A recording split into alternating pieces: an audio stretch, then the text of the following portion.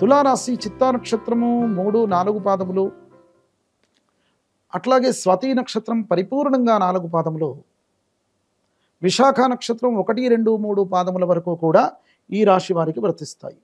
11 ఆదాయము, 5 అవమానము, 2 రాజపూజ్యము, 2 అవమానము.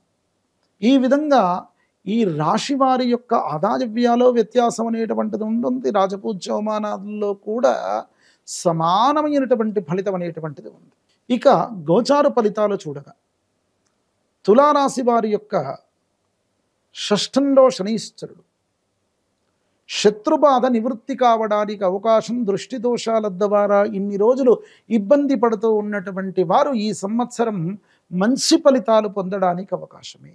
ఈ రాశిలో ఉన్నటువంటి వారికి నవమస్థాన స్థిత శనీశ్వరుడు, నవమస్థాన స్థిత శనీశ్వరుని యొక్క ఫలితం చేత చాలా ఉత్తమమైనటువంటి సత్ఫలితాలు పొందుతారు. ఈ రాశి వారికి ఈ సంవత్సరము ఇంకొక విధమైనటువంటి అంశం కూడా లభిస్తుంది. ఏమిటయ్యానంటే, పూర్వం నుంచి పెండింగ్లో ఉన్నటువంటి కోర్టు కేసులు ఏవైతే ఉన్నాయో అవన్నీ కూడా వీరికి ఫేవర్గా ఉండడానికి అవకాశం, పిత్రార్జితమైనటువంటి ఆస్తులు కూడా ఖచ్చితంగా సంక్రమిస్తాయి. విదేశంలో ఉన్నటువంటి ఉద్యోగస్తులు, నిరుద్యోగంలో ఉన్నటువంటి వారికి మంచి ఉద్యోగాలు లభించడానికి అవకాశమే.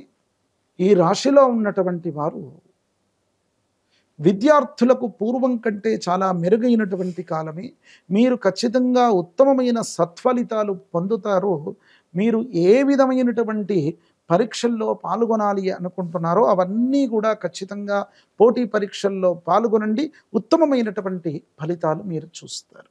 మీరు చేసుకోవలసినటువంటి ఆరాధన, ఈ రాశివారు దత్తాత్రేయ స్వామి యొక్క ఆరాధన చేసుకోవడం మంచిది.